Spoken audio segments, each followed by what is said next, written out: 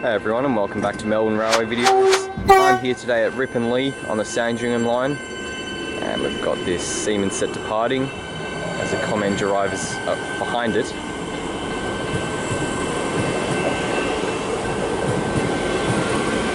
$791M and $717M, which would make them sister sets.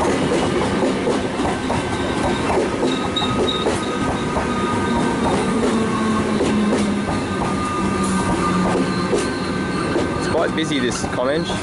Lots of people heading into the city. 564M is at the rear.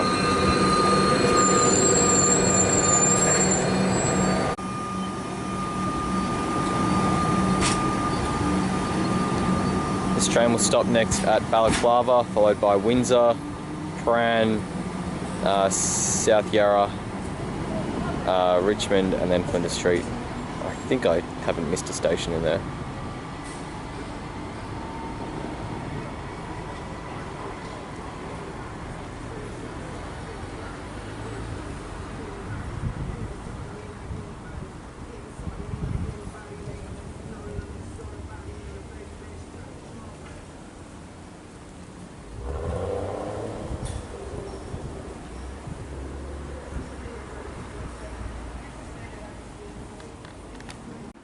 So let's have a bit of a look around Ripponlea. Ripponlea is a charming little station on the Sandringham line. It's full of greenery. It's got some nice heritage in terms of this lovely overpass and the old station buildings, weatherboard station buildings. It's just really well kept. It's got a nice green park to the left, which I might explore in a few moments. Here's another look at that weatherboard building on platform 1 while no one's here. Very nice old style. And have a look at this greenery on platform 2, just lovely. The station's lined with these sorts of garden beds.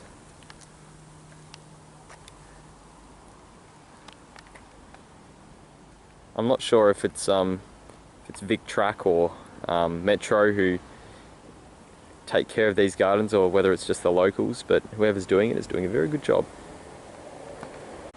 This is looking back at the platform, back at the overpass and the buildings.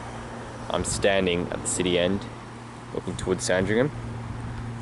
Bit of history, Ripponlea opened in about 1912, I think it was.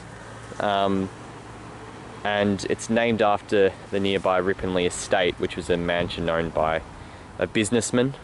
Sargood, I think, was his surname. It was a beautiful mansion.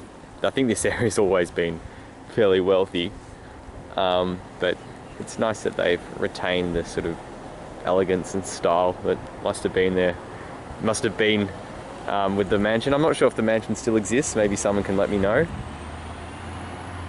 But it's certainly a very nice station.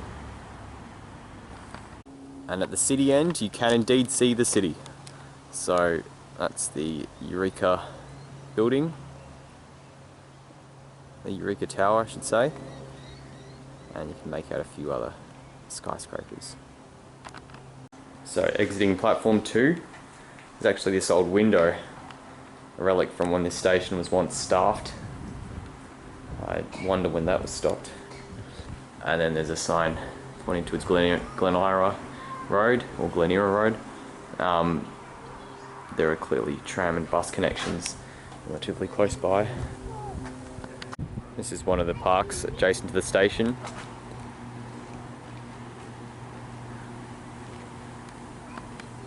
And here is the famous heritage footbridge. Something that really strikes me is just how gradual the ascent is. These stairs really aren't that steep, which is good. Just turning now, looking towards Sandringham, down below at the platforms. And of course looking towards the city. You'd have to be pretty tall to be able to see over the top. I can hold up my camera and show you what it looks like, but can't quite see it myself unless I stand on my tippy toes. And here's what the other side looks like, looking towards Sandringham.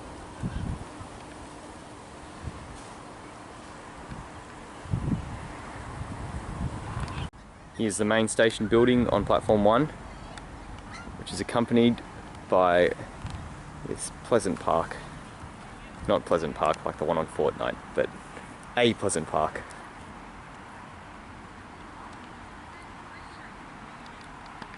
There's a war memorial here for World War I.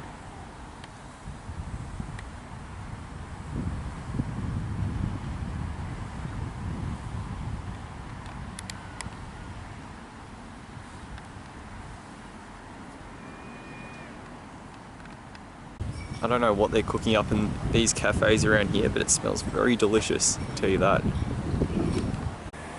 So I might as well give Ripponlea its rating. I think it's a 9 out of 10 station. It's just a really, really nice spot. Nice and peaceful, well kept, surrounded by gardens. It's a great train station. Nice heritage aspects to it as well. So yeah, credit to whoever maintains it, because they're doing an excellent job in making this nice station for the community to enjoy. It's probably quite stiff to miss out on my top 10 best stations in Melbourne. Just as I was talking about the peace, of course, there's some beeping on the level crossing, but you know, what can you do? Maybe that's why it got a 10. Sorry, a 9 and not a 10. Would be good if they removed this level crossing over here, because, I mean, obviously level crossings are always a bit dangerous. One more thing I want to talk about is how well used the Sandringham line seems. It's Saturday today, so the frequency's only every 20 minutes, but I think they'd get enough people to justify a 10-minute service. Once the Metro Tunnel opens next year, or probably next year, the Werribee line's no longer going to connect with the Frankston line, so I'd hope that they'd make the most of that and extend a service every 10 minutes out to Sandringham.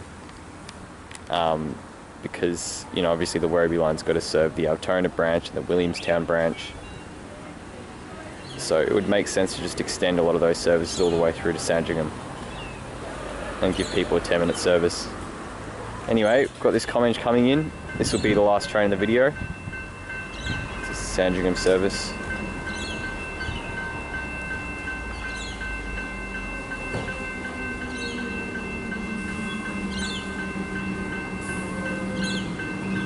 Yeah, thanks for watching the video, and I'll see you all in the next one.